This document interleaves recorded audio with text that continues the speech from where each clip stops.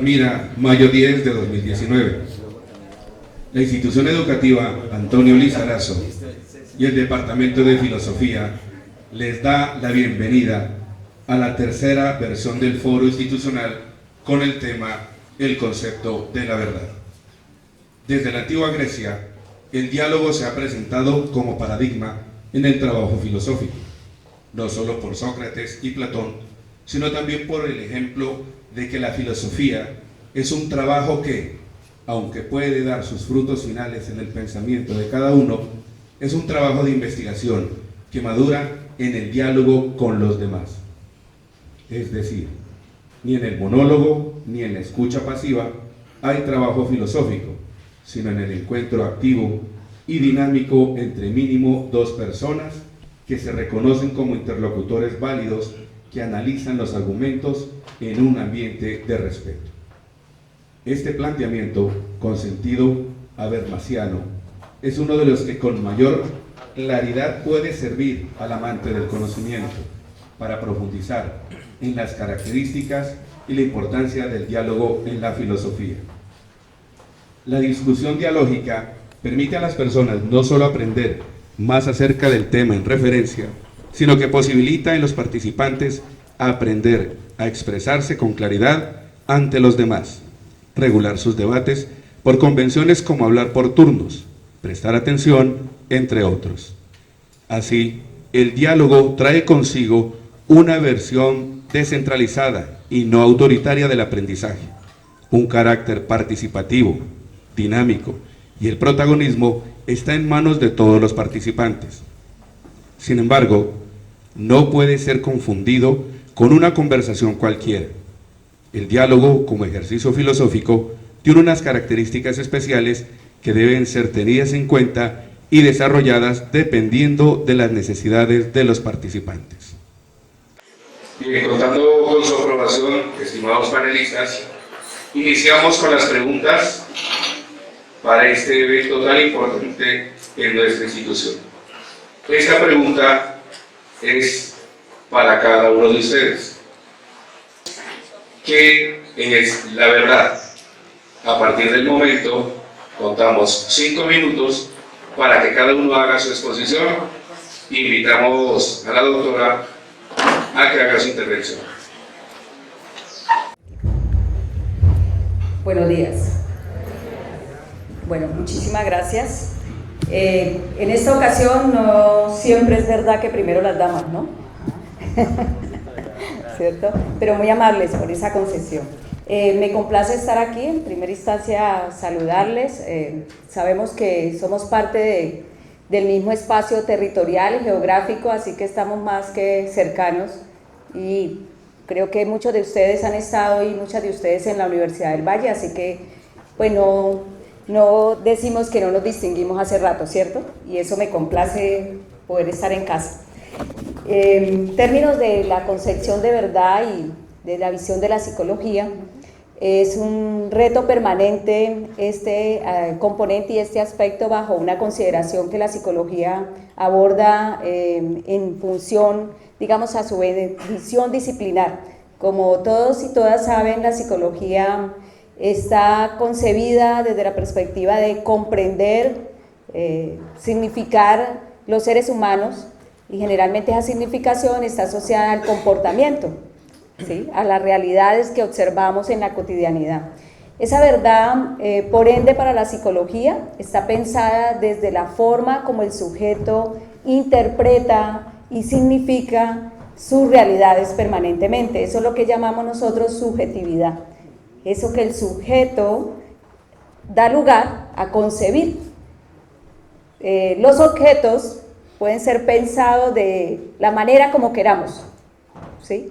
O la forma como concibamos esa realidad. Por ejemplo, me encontraba con un cuestionamiento con los estudiantes, o una tertulia mejor, con los estudiantes, de qué significa el semáforo en rojo en nuestra ciudad, particularmente en Palmira, ¿no? Entonces un estudiante me decía, pues profe, uno que pare. Yo, muy bien, estamos en una visión mundial, aplica, en el mundo el semáforo rojo tiene ese sentido. Otro me decía, pero profe, uno si es consciente de llevárselo, de que no ocurre nada alrededor, ni tiene ningún riesgo, entonces, pues profe, el semáforo rojo es una opción para uno igual violarlo, igual no obedecer. Y otro decía, pero es que, profe, uno a veces no está consciente del semáforo rojo y se lo lleva. Puede ocurrir cualquier cosa. ¿Eso qué significa? Que la verdad también está construida desde la singularidad. Yo, sujeto, individuo, asumo mi realidad y mi verdad a partir de mi experiencia, de las significaciones que tengo.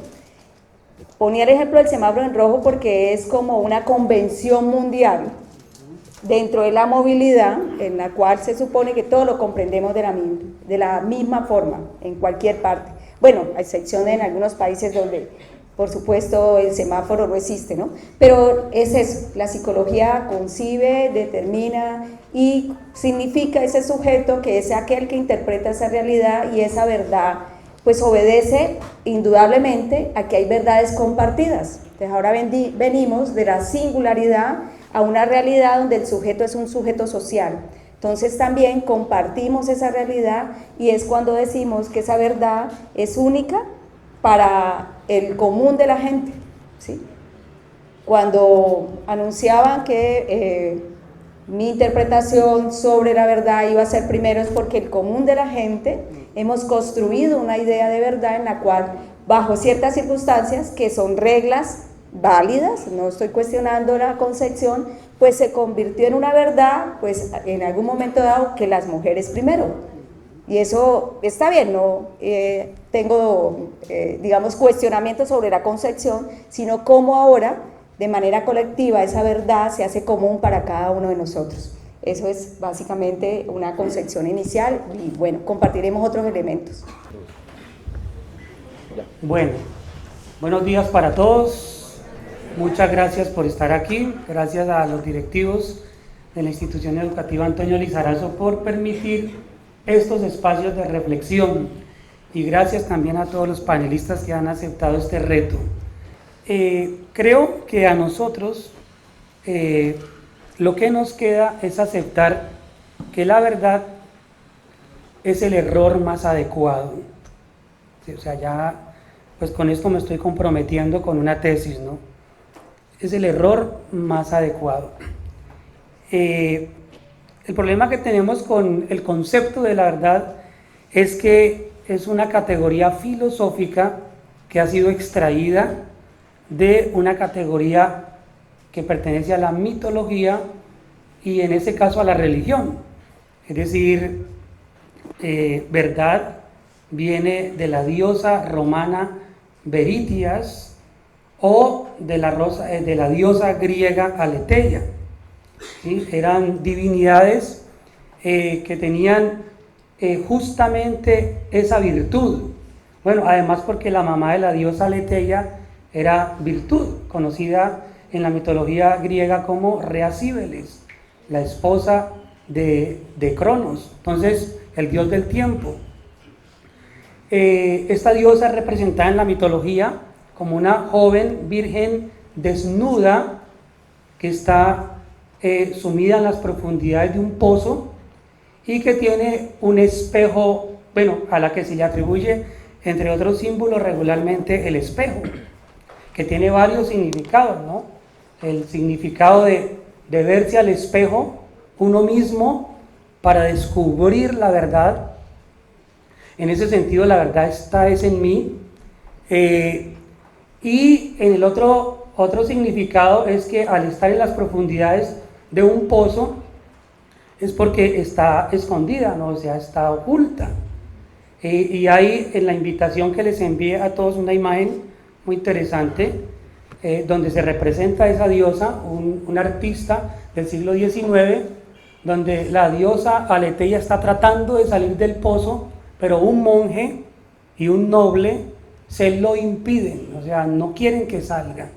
Por supuesto es una crítica a la religión como la institución que trata de ocultar la verdad y también una crítica a la política, ¿verdad? como otra institución a la que no le conviene que la gente sepa la verdad. Entonces, así fue considerada la verdad como una categoría absoluta porque proviene de la religiosidad. Entonces, los primeros pensadores que vamos a encontrar en la historia van a hablar de la verdad como un valor absoluto. Es decir, Tales de Mileto creía que tenía la verdad absoluta cuando formuló el Arjé, pensando que el agua era el origen de todas las cosas, no lo dudaba. De hecho, lo debatía seguramente con sus contemporáneos. Sócrates creía tener la verdad, Platón hablaba de la verdad absoluta en el mundo de las ideas. Y bueno, digamos que toda la tradición occidental empezó a sostener la idea de que sí existía una verdad y que esta no era de cualquier naturaleza, sino que era absoluta. Se podía alcanzar la verdad. Por supuesto que en el camino van a haber filósofos que cuestionan esas posiciones. Sin embargo, en la historia de la filosofía se cree que, especialmente con el filósofo alemán Nietzsche y Heidegger, se cambia, o ellos son los que realizan el punto de corte entre la modernidad y la posmodernidad. Especialmente voy a referirme a Nietzsche, porque para Nietzsche la verdad no es otra cosa más que un ejército de metáforas, un ejército de metáforas. Para Nietzsche no hay hechos, o sea, no hay evidencias, sino que lo único que hay son interpretaciones. 20 segundos para cierre. Gracias. Entonces, ya con estos filósofos de la posmodernidad y con lo que estamos viviendo, y esto va en sintonía con lo que dice la doctora Marta, para nosotros en la actualidad entonces aparecen nuevos valores acerca de la verdad, la subjetividad, el relativismo, el pragmatismo, entre otras posiciones filosóficas que ya no consideran la verdad como algo absoluto, sino como el error más adecuado. Muchas gracias. Muchas gracias, licenciado Jesús. Damos la palabra al abogado y licenciado Alonso Andrade. Bien, buenos días. Muchas gracias por la invitación. Me corresponde hablar del concepto de verdad desde el punto de vista jurídico. La verdad, y valga la redundancia, es que desde el punto de vista jurídico podemos hablar de dos verdades. Una que sería la verdad real, material o conocida como histórica, y la otra que sería la verdad legal, la verdad que se construye a través de digamos un procedimiento y una recolección de pruebas. Entonces decimos que desde el punto de vista jurídico la verdad puede ser develada o no develada. Por eso existe tanta, digamos, discusión con respecto a la justicia, porque aquí entraríamos a analizar también el concepto o la relación que se puede dar entre justicia y verdad. Y de una vez pues me adelanto a decirles que la justicia es muy diferente a la verdad.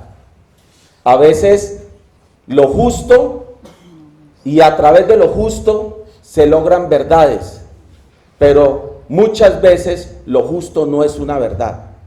Entre otras cosas, porque la justicia se construye a través de leyes, y una ley no marca el rumbo a una verdad.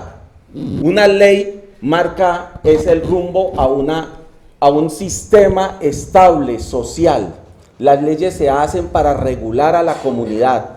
Las leyes se hacen para poder que podamos convivir. Las leyes se hacen para sobrevivir. Pero la ley no apunta a una verdad. Entonces, concretando, podemos afirmar que la verdad jurídica es una verdad factualmente irrefutable. Esto es, independiente de aquello que de hecho sucede. Y es refutable solo jurídicamente. En otras palabras, es irrefutable que usted vaya en contra de una sentencia dada por un juez. es irrefutable, porque el juez hizo todo un trabajo en busca de una verdad, y la sentencia es la verdad que develó el juez. Pero es refutable la verdad jurídicamente con arreglo a un reconocimiento de interpretación del sentido de la norma designada, o de acuerdo al conflicto o la situación que se presentó. Entonces, ahí es donde vemos que una sentencia, que es la verdad develada jurídicamente, se puede apelar. Es decir, podemos decirle al señor juez que esa verdad que él develó mediante la sentencia no es cierta. Y viene otro paso dentro del mismo procedimiento, donde debemos mostrar las consecuencias, el procedimiento que se ha dado. De esta manera, la verdad legal es cosa juzgada, y contra ella no se admite recurso ni prueba alguna, sino dentro del mismo juego legal, es decir, dentro del mismo juego procedimental que está dentro de la ciencia jurídica. Asimismo, ¿no? Entonces, esta verdad real es una verdad que va a depender de los fines que se persiguen dentro del proceso, y por eso muchas veces somos un poco insolentes y adversos, críticos frente a la decisión que ha tomado un juez. A veces observamos que la decisión de un juez no está de acuerdo con nuestra verdad, o no está de acuerdo con la verdad que conocemos o creemos conocer, y entonces decimos que no hay justicia, y empezamos a hablar de la institución del Estado como justicia, y no aceptamos que estemos en una comunidad donde se busque justicia y se busque develar la verdad. Entonces, para pues terminar esta primera parte, y abocando el mismo concepto que planteaba el licenciado Jesús,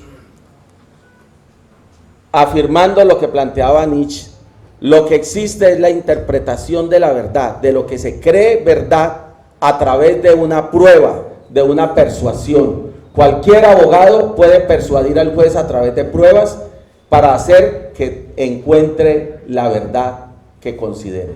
Muchas gracias.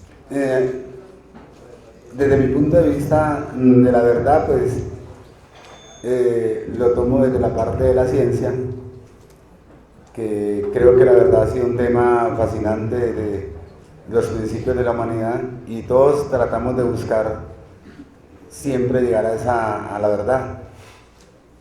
En mi concepto, desde la ciencia ha evolucionado el concepto de verdad, tanto en la parte de la psicología, como en la parte del derecho, como en la parte de la filosofía, y como en la parte de la teología.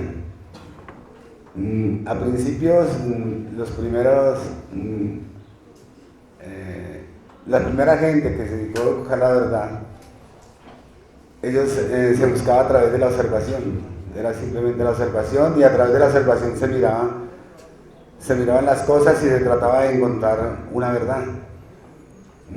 Esa verdad de pronto era media, la ciencia no tenía, no había nacido, no tenía mucha evolución, entonces la teología cogió mucha fuerza, empezó la filosofía a ser participante de la ciencia con sus observaciones, hasta que llegó un momento donde apareció un filósofo, René Descartes, con sus publicaciones, una publicación de él, bueno, en este momento se me sale, René Descartes empezó a hablar del método científico.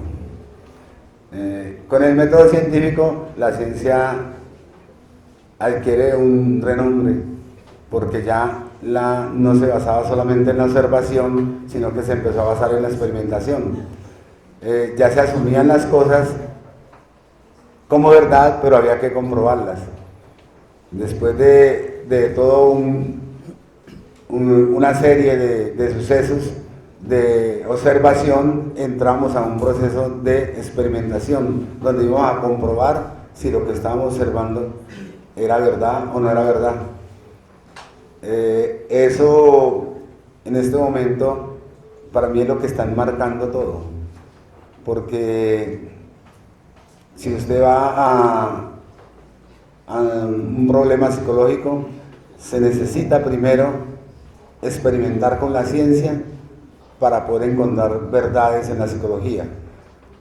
O la religión, toda la fuerza que tenía la religión tuvo que evolucionar, porque la religión estaba solamente supeditada prácticamente a leyendas, a mitos, y con la ciencia, con la investigación se buscó, obligó a la religión a evolucionar, a salir de todos esos mitos que tenía, y se empezaron a tratar de demostrar otros hechos, como era la parte de la evolución.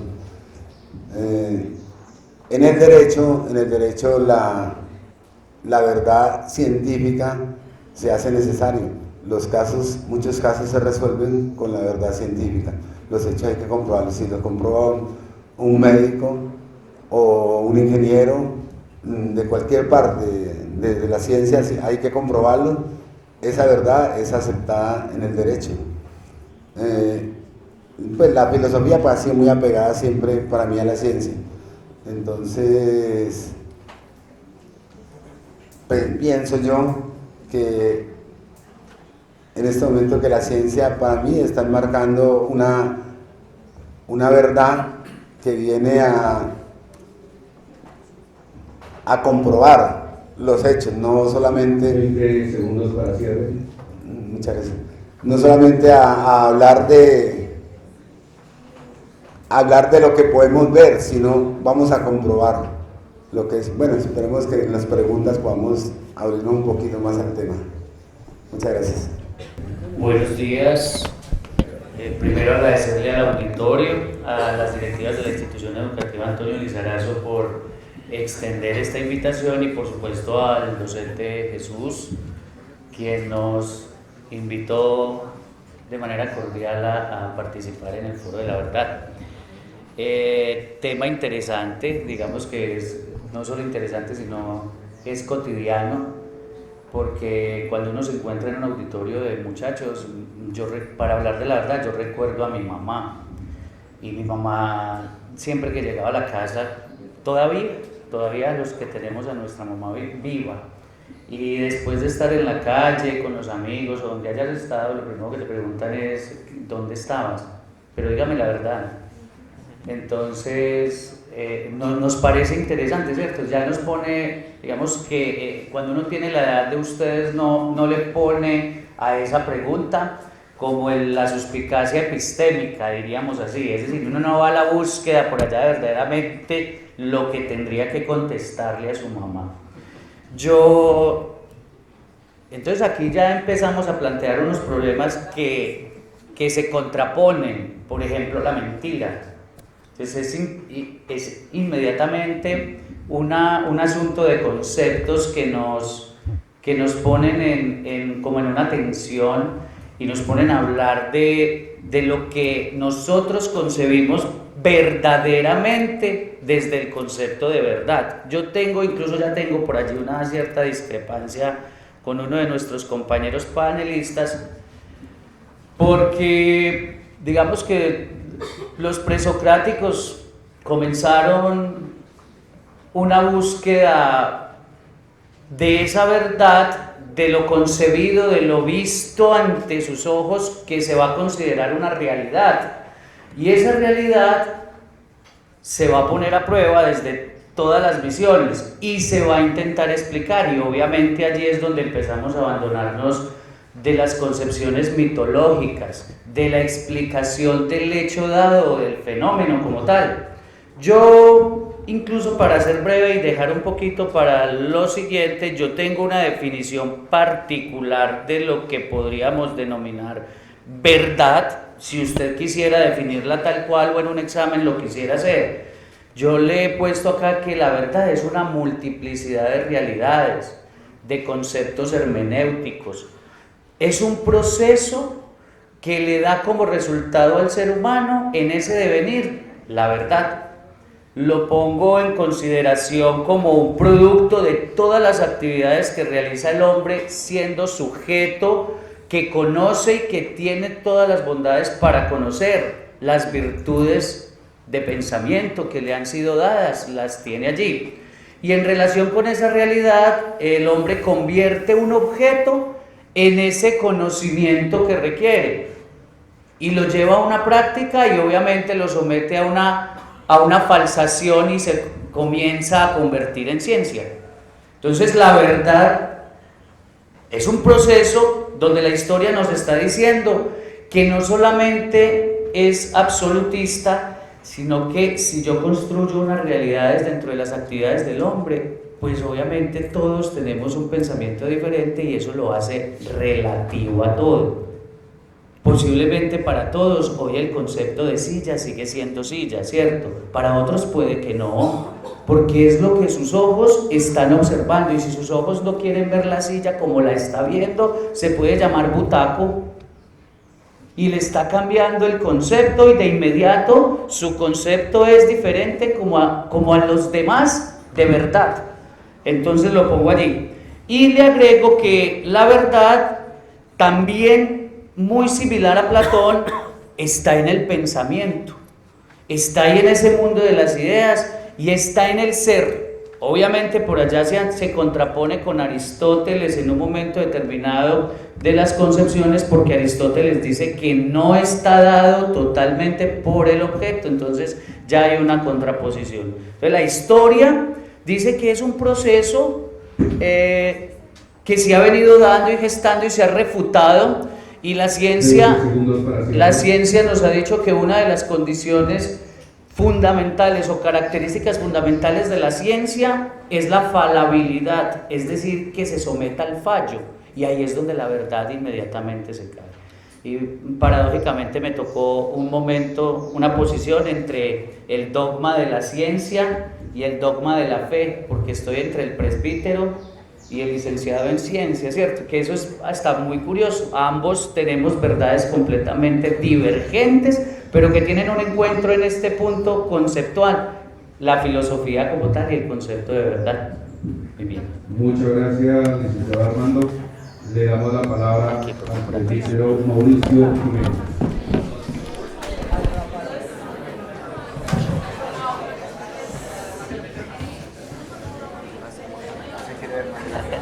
Más, no. Más alto, no, profe.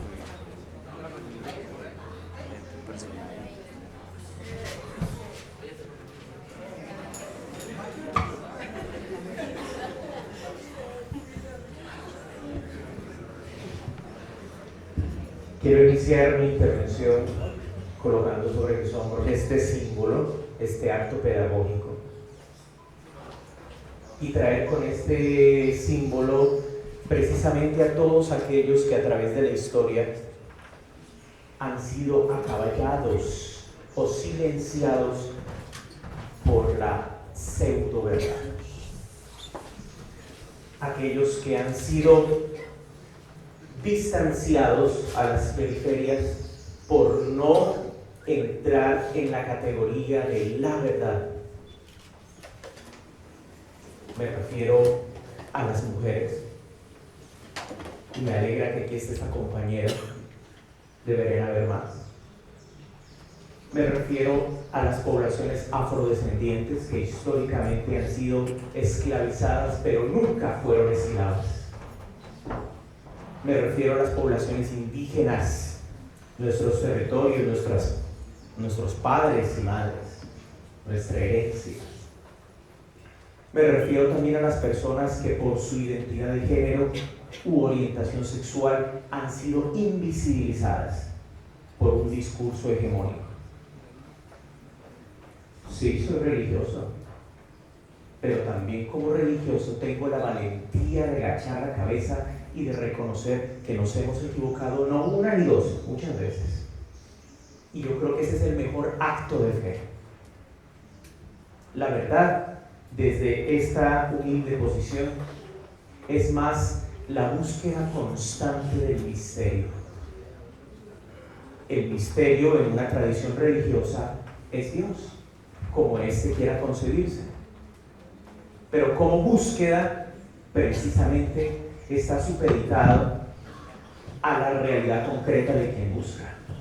El que busca no busca desnudo, no busca desprevenido, busca a partir de unas preconcepciones, de una tradición, de una cultura, de una posición socioeconómica, porque no es el mismo Dios el del rey que el del esclavo.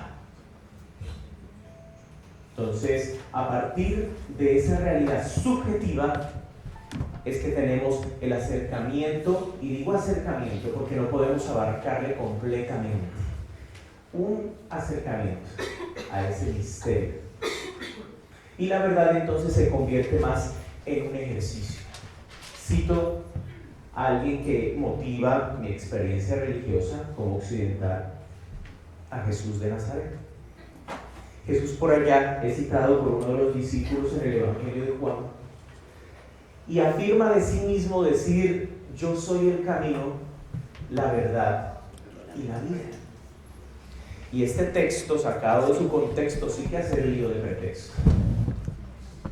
Ha servido incluso para colonizar ideológica y religiosamente otras culturas, porque solamente Jesús tiene la verdad. Y solamente el judeocristianismo es el pueblo que ha recibido la verdad de lo alto. Las demás religiones, las demás culturas y los demás pueblos están en la oscuridad absoluta de la ignorancia. Entonces tenemos que alcanzarlos, traerlos a la civilización y evangelizarlos. Así llegaron los españoles, con espada y con Biblia. No, yo creo que se ha tergiversado precisamente ese principio fundamental de Jesús. Yo soy el camino, precisamente no una llegada. Pensamos que la verdad ya es una verdad absoluta y un conjunto de dogmas y doctrinas o tesis, y entonces miren, aquí está la verdad. No, la verdad es un constructo, es un camino, no un punto de llegada, no una meta. Soy el camino, soy la verdad. No está diciendo tengo la verdad. Seguimos pensando en términos de propiedad. Seguimos pensando en términos de apropiación de la verdad. No, no dice tengo la verdad. Soy la verdad, la encarna. Y soy la vida. Primer planteamiento de esta mañana. La verdad, si no produce vida, si no humaniza, es mentira. Gracias.